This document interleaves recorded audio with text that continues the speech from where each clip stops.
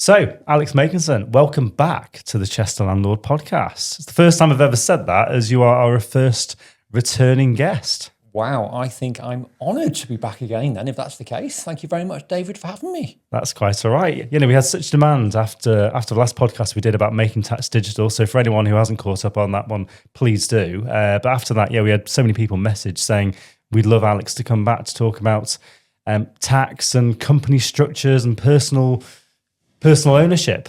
What can I say? People in demand when it comes to an accountant. Those things normally don't go together. No, I know. Definitely honoured to hear that, to be honest. Exactly. So yeah, first of all, welcome back. Thank you for coming back on the podcast. And let's get straight into it. We've actually had quite a lot of questions sent into us because I sent an email out the other day. I put something on Facebook as well and said, I've got an accountant coming on the podcast to talk about this particular topic. Come on, do your worst. And we've had quite a lot of questions. So forgive me. Oh gosh, here we go. So I'm going to give you a bit of a grilling. Them all. Yeah. Okay, so first of all, property structures. So would you be able to explain what actually is a property structure? Okay, so whether you're starting a new business or whether you've got a business already, the most important thing you can think about is your structure. When you're setting it up, it's getting the structure right from day one, or whether you've got an existing business, it's reviewing your structures to make sure it's fit for purpose and need. And you should do that every single year. Just because it was right when you set it up, just because it was right last year, doesn't mean it's right now. No. So what things could change in a year that would make you want to perhaps change the structure? Or your goals, your objectives, what you're planning to do, literally anything and everything can change, and that has a consequence on the structure and the purpose of it and what you're trying to achieve. So that could be, for example, suddenly you have children or you have grandchildren, or now you're thinking of retiring earlier than before. And what we all have to acknowledge is life changes. Life changes frequently. Yeah. And just because we think we're on a path of a certain direction last year, I bet my bottom dollar that path will change this year, and it always does. Life throws curveballs at us every single day of the week. So when you say the right structure, so in sort of simple terms, what does that mean? So what kind of structures are there? When we talk about structures, we're talking about whether you should be buying things in a company. Yep. And if you're a company, who should be the directors, who should be the shareholders, so the people that are running the business and the people that own the business, the shareholders being the people that get the dividends. Should it be a different structure? Should it be a partnership, either a traditional partnership or more modern partnership, which is often called a limited liability partnership? Or should you be an individual? Should we buy these things on your own, in your own name? All of those are different structures. They have different consequences. And you need to understand what those structures are and choose the right one for you. Okay. And I feel like I hear a lot at the moment about landlords going down the limited company route. Would you say, is that where most landlords sit at the moment, or most landlords are getting into? Or I often speak to mortgage brokers and lenders about mortgages, and it's a good indication of where people are. And I was speaking to some the other day, and they said that currently about 65 to 75% of all mortgages are in company names. Okay. But the question I always say here is, you've got 65 to 75% that are doing it in a company. You've also got 25% that aren't. So why aren't they? Have they done something wrong? So what's driving that? Yeah. So the first thing we've got to understand is purpose. Why do we buy properties? What are they there for? Now, obviously, the ultimate goal is to make us money. Yeah. The ultimate goal is to make us wealthier. Are we earning some money from them? Are we looking for capital growth and capital appreciation? And when we're talking about personal wealth, a great big consideration and consequence is the amount of tax we pay. I don't think anyone likes paying tax, do they? They never do, unfortunately. No. And unfortunately, especially in this country at the moment, the tax rate always seems to go up. It never goes down. No. Yeah, I can't imagine that ever happening. And obviously that's why people need to speak to people like yourself, who can help them perhaps pay less tax, or by doing different things. That's the whole purpose, and that's the purpose of having the right structure, to pay the right amount of tax, to make it work for you, so you're being tax efficient. Okay. So are company structures more tax efficient than owning a property in your own name? And I guess before you answer the question, I guess that will depend, without preempting your answer, will depend on whether you're a single let landlord, a 10 property landlord, whether you've just inherited a property and now suddenly you're a landlord, you're an accidental landlord. So yeah. What's more efficient? Okay, that's a great question, and it's a really hard one to answer, but I'll try and answer it. So the first thing you've got to understand is, what is your purpose? What's your goals and objectives? What are you trying to achieve with your portfolio? Are you looking to strip out the income from it? Are you looking for the capital growth? Are you looking to grow and build it? I convert it from 5 properties to 10 to 15 over the years by remortgaging and revaluing. And what is your ultimate end goal? What is your strategy at the end? Do you wish to keep those properties until the day you die? Or do you feel yourself that you can actually sell them in the short term or the long term? Yeah. If we talk about short term, first and foremost, Yeah. are companies more tax efficient on the short term basis? And the answer to that one is probably yes. Yeah. Why? Because income tax thresholds and income tax rates are so high at the moment. For a high rate taxpayer, they're paying 40% tax. Yeah. From next year, they're paying an additional 2% tax on the profits from rental. Equally, for individuals, there's certain specific rules when it comes to property, and certain things they're not allowed to claim tax relief on. Yeah. So, for example, mortgage interest for high rate taxpayers, effectively, they can only claim half of it. Yeah. With 20% tax relief, even though they're a 40% taxpayer. That means as an individual, you're paying a lot more tax in the short term, and companies become far more efficient on a short-term basis. Yeah, because it's always felt like, obviously with Section 24, it's always felt like, we're now paying tax on turnover rather than profit, and yeah. It's exactly that. Yeah. Whereas companies, obviously, they will claim all of the tax relief on all of the interest within the company. Okay. So that's interesting. And then, I suppose, just picking up on something you said, obviously, it all depends on where you're going, because a lot of landlords, I guess, might think just in the here and now. They think, well, how do I get the most income out of this? As in, for landlords that are thinking about cash flow, then that might be the most tax efficient way to go. But then I guess if you're a landlord and you're thinking, well, what's going to happen in 30 years' time? Am I going to pass this to my children? Am I going to sell it? And then if I sell it, what am I going to do with that sum of money?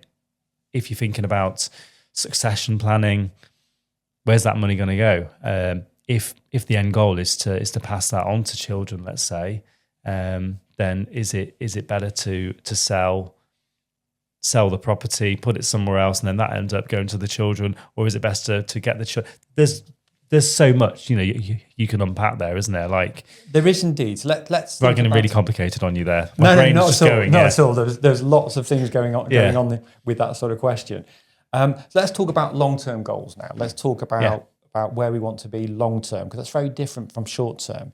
Individually, landlords try to focus on the short-term. They just see that short-term goal and that short-term benefit, and often don't ask about the long-term goals, really. And I'll give an example of a consequence here, where somebody has bought some properties in a company, and actually, was it really the right decision based on their long-term goals? So let's just say, David, you bought some properties 10 years ago. Yep. It's the right thing to do. And over the last 10 or 15 years, you've been paying off the mortgage, and you've now fully paid off the mortgage, and you're looking to sell the properties. You've had enough of all the new legislation coming in, and now is the right time to exit the sector for you. And you want your hot little hands on all that money and all your ill-gotten gains, as I called it, over the last 10 to 15 years that you've built up in your lovely company. Quite rightly, yeah. So let me talk you through the consequence of doing so. And it's actually quite easy and straightforward to talk you through this, even though these are mathematical numbers. You're going to sell your properties in your company, and that company is going to have to pay corporation tax on the uplift of those property values. Yeah. From when you bought it to the market value when you're selling it today. Corporation tax. That rate, highly likely 25%. But all you've done is converted a bricks and mortar asset in your company to a cash asset in the company. You've sold the properties, you've now got a load of cash in the company, and you've paid a bit of corporation tax as well. But it doesn't stop there. It's not your money.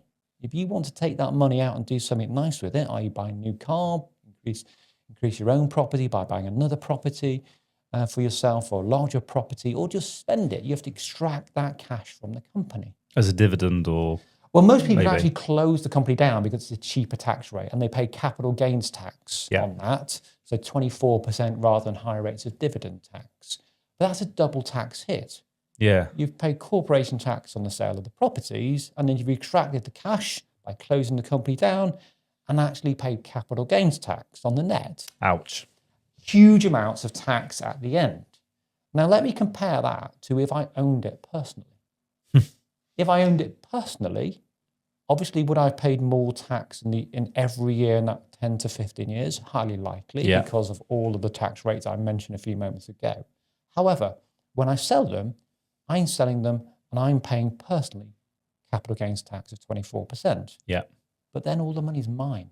There's no double taxes. So you very much need to model. If you're in this if you've got an exit plan, you're thinking, okay, I am going to exit in 10 years' time, and you can model the rental income from the portfolio based on, marginal rent increases, let's say. And you think, well, how much tax am I going to pay every year versus how much tax am I going to pay to close the company down and get that cash in the bank? And that's the way to find out what the most efficient way of doing it is then? And it's exactly that. Now, we don't have a crystal ball, so we don't know what tax rates are going to be in the future. Well, no. But we can model these things, and you can certainly find out actually it's more beneficial to pay more tax each year because ultimately you will gain at the end. And that's a choice. That's something that people choose to do, really. Am I happy to pay a little bit more tax by owning it individually to gain overall? If that is my goal and that is my strategy, and more importantly, that's what the numbers and the modelling tells us. Okay. So I get a few landlords now who will speak to me and they'll say, David, I've got 5 properties. They're in my personal name. I now feel like I need to put them in a company name to pay less tax. What would you say to that landlord? Okay. So that's called incorporation, really, where landlords want to incorporate their property portfolio from individual names into companies because the company's the right structure for them. They've assessed where they are, they've assessed what the future is, what the goals and objectives, and they feel like the company is the better route. It's not easy to transfer properties from an individual name into a company name. Why? There's 2 specific tax problems that you've got to overcome. The first one is capital gains tax. Okay. What are those properties worth today compared to when I bought them? Because naturally, I don't want to have to pay capital gains tax if I'm putting them into my own company. I'm not really getting any money for this. Really, I'm just putting them into a company. Secondly, because a company is a separate legal entity to myself, I'm selling them to the company. So you've got stamp duty. So you've got stamp duty to consider as well. Of course. Even if that transfer is a gift and at nil value, actually it's deemed a market rate transfer. So you pay the stamp duty based on what the perceived market value is. Exactly. Not the paper transaction value or whatever. Now, as accountants, we do have something in our armory to help with these things. Yeah. And the first thing is something called incorporation relief. Okay. So incorporation relief enables accountants to say to certain individuals, actually, you can mitigate your capital gains tax liability by incorporation. However, there's specific rules and regulations about who can qualify for incorporation relief. Okay. So is this where you've got to be very much active in the property business in inverted commas? Is that right? That's it is indeed. Of. It's what I call for serial landlords. So it's not for individuals that have 1 or 2 properties because they will not qualify. But if I had 10 properties and I was very active in managing those properties and they were my main source of income, then would I likely qualify for incorporation relief? I most certainly could qualify for incorporation relief. And that means my capital gains tax may not be payable. So I've ticked that box. What about stamp duty? Oh, now stamp duty is a completely different relief with a completely different... How do we get around that? Go on. Now, we can get around that. There is, Okay, there is a way of getting around that. It sounds awful to say getting around. We're talking about tax reliefs here. So we're talking about things that HMRC allow us to do. Yeah, sure, yeah. More than anything else. So let's just... Yes, we're not getting around anything. We're just doing something that we can do. Exactly. Yeah. It's using the rules to our advantage here. It's tax planning. Absolutely, yeah, definitely. So what is one way of almost saying, can I stop or not pay stamp duty? Because no one wants to pay tax, do they? Stamp duty is a tax at the end of the day. Absolutely. So it's all about planning here. So if you were in a partnership, so let's just say I was in a partnership with my other half, and we've been in a partnership for 3 or 4 years, and we also qualified for incorporation relief because we have enough properties and we spend enough time managing them. It's our main source of income. All those boxes have been ticked. Then because of that partnership, actually, stamp duty can be exempt. Okay. But you've got to have a formal partnership. And a formal partnership, either an LLP, that's a common structure, limited liability partnership, or a formal partnership between myself and my other half. And what do I mean by formal partnership? I'm talking about partnership agreements. I'm talking about partnership tax returns. I'm talking about the properties in joint names. So it can't just be one Can't just individual person. So if you're a single portfolio landlord, this isn't the route to. If you're a single portfolio landlord, then you've got planning to do. Yeah. So if you're a single portfolio landlord and you're married, you might suddenly go, actually, I'm going to bring my wife in and create a partnership or create an LLP. Yeah. And obviously, you've got to trade for a couple of years as a partnership. Yeah. Before you can actually qualify. And almost you're using that relief there along with incorporation relief to incorporate. Very complicated, I must say. Forgive me for saying that. No. But it can be done. No, because then as well, I guess this is what we're seeing more of now is when portfolio landlords are selling that have got a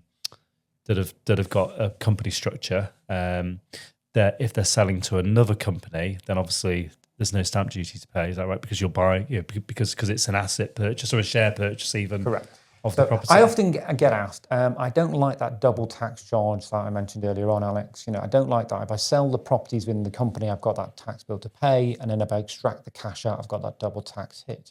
Is there a solution around that? Well, yes, there is. Sell your shares in your company. So is that a way of? So as an exit strategy, doing a share sale to another landlord, is that quite an efficient way of exiting? It's an efficient way for the seller. They're selling their shares. And because they're selling their shares, they're paying capital gains tax on the value of their shares, but it's only one set of tax. The difficulty bit is you've got to find somebody that's willing to buy all of your properties in one go, and they're willing to buy the shares. So then do you see landlords perhaps having a hold co and then various different property companies under the hold co, or they can do. Now for serial larger landlords, that's a solution. Yeah, if you've got So I suppose why you would do that is if you've got a big portfolio, and let's say for argument's sake, some are in Manchester, some are in Chester, some are down south, and you split them all up, wouldn't you? I guess that would be geographical location might be a reason to certainly say I've got a special purpose vehicle over there just for those properties. I've got another one over here for those properties. Yeah, and you're getting that structure right. And again, it boils down to the structure, which is where we started this conversation over: is it the right structure? What am I trying to achieve? What are my problems I'm trying to overcome here? So if someone says to us, or they say to you, what's the most efficient way of running my property business? Is it to have it in my personal name, company name, et cetera, et cetera? The first thing you'd say to them is, come and have a chat with me, because it all depends on quite a lot of questions on what exactly where you're going, what you want to do. I hear all the time that most people say, and they stick their hands in the air and go, the company is the best route.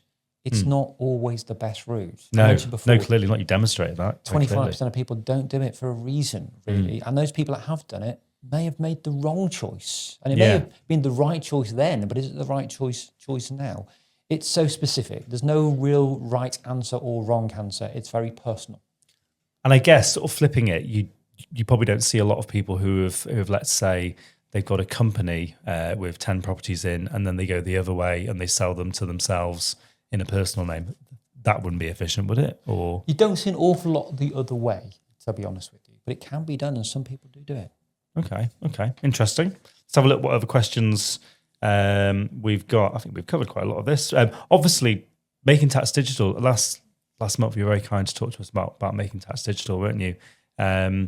So if you've got a company structure, MTD doesn't apply. Is that right? You're correct there. For MTDs are just about self-employed individuals or individual landlords. Yeah.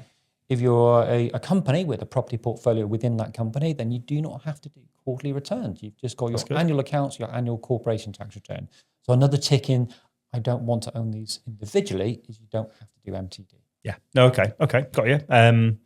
Okay, so one other thing I want to talk about is inheritance tax. I've got a question that's coming here. So I've heard that if you've got a property company, then you're protected in some way from inheritance tax. Is that right? Sadly, it's not, but it's a common misconception, to be honest with you. People think that property businesses are trading businesses, and that's not the case, I'm afraid here. So what do I mean by this, really? They're treated very differently from normal businesses. If I die tomorrow and I have shares in an accountancy practice, like my accountancy practice, then there's certain tax reliefs that exempt me from inheritance tax. But property businesses don't have the same tax relief. So right. Let me give you an example. For the last 10 years, I've built up a lovely property portfolio in my name. I own the company. And sadly, you run me over by a bus. And I'm going to thank you for that, obviously. Of course you are, yeah.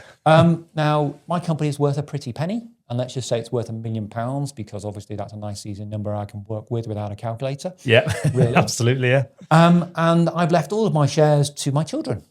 Okay.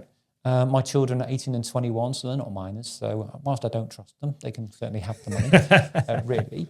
Yeah. Unfortunately, because it's not a trading business, because it's a property business, it's subject to inheritance tax. So that's 40%. Ouch. So my £1 million, lovely company that I've spent 10 years growing, and the properties have gone up and I've paid off the mortgages, lo and behold, my estate now has to pay £400,000, and the children get a lot less. I would be rather annoyed with that. Yes, they see the headline, oh, dad's left us £1 million, but actually it ends up being 300k each. Doesn't sound like a lot compared to that original £1 million pretty figure, does it? And it's not. And the whole situation here is a ticking time bomb, to be honest with you. Why is it a ticking time bomb? Because individuals actually don't like talking about one topic on one subject. No. And that one topic, sadly, is death. I'm afraid. Yeah. We all think we're going to live forever, really. And because of that, when we're talking about our structure right at the start, we're always talking about short term. We're always talking about tax. But we're never talking about long term. We never talk about what happens if I die. What happens if I die unexpectedly, i.e. you run me over by the bus, or what happens if I die naturally because I've kept that portfolio for many, many years. And there's a consequence of doing so. And that consequence is quite huge, as I've just explained.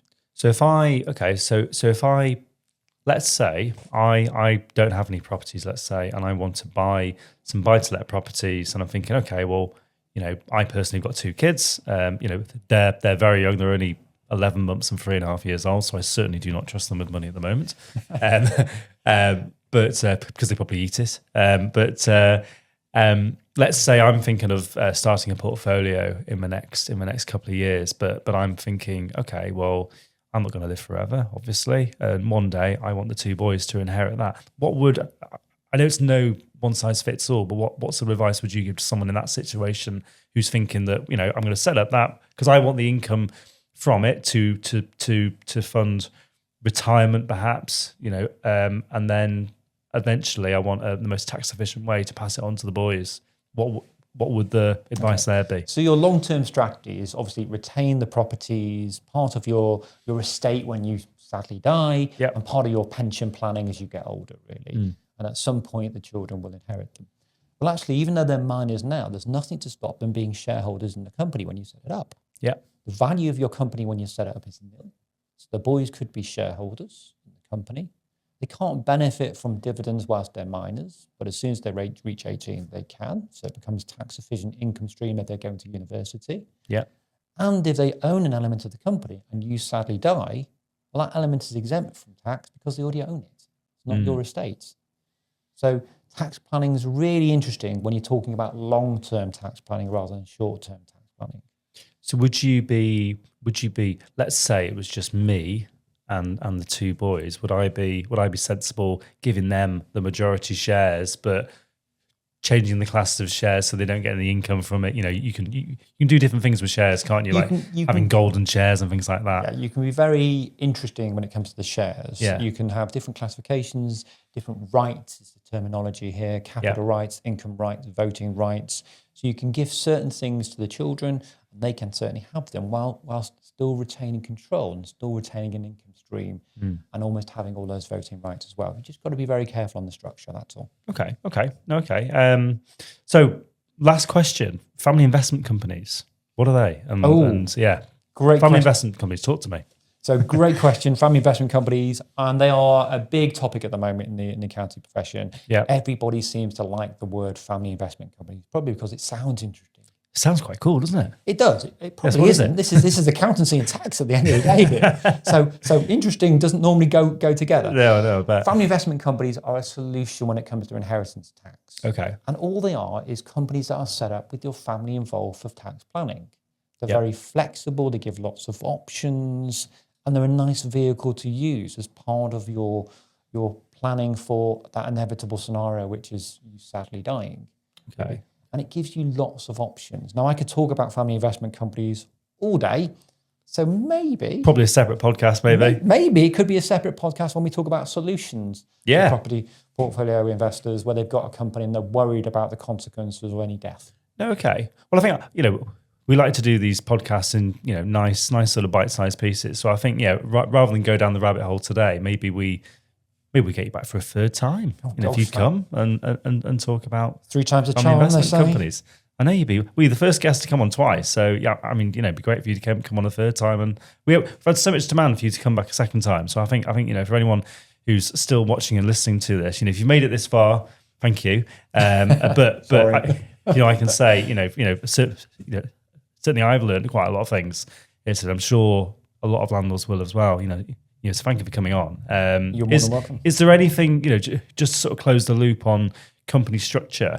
Is there anything perhaps that we haven't covered today? Is there any sort of final thoughts you want to add? Or I think the final thoughts I probably have is one, just make sure that your structure is right for you and continually review it. So if someone's out there listening or watching this and they're thinking, do you know what, I've not spoken to an accountant. Perhaps they've got the kind of accountant working for them who, they'll literally just do the tax return and, they don't ask too many questions perhaps. Would it be worth booking in a chat, with their accountant or you perhaps, and just sort of doing a review really? And it's exactly that, review it, because just because it's right then doesn't mean it's right now. And often we find when we're reviewing something, it does need to change. And there's a reason why it needs to change. Your life has changed. Yeah. Your goals have changed. Your objectives have changed. And as a result, you need to change with it. And that changes by changing your business, changing your opportunities, changing your structure. Yeah, brilliant. No, well, Alex, thank you for coming on again. I'll put your details in the show notes. If anyone wants to get in contact with Alex, please do. You've been a great guest, Alex, and thank you for coming on. Thank you. Thank you.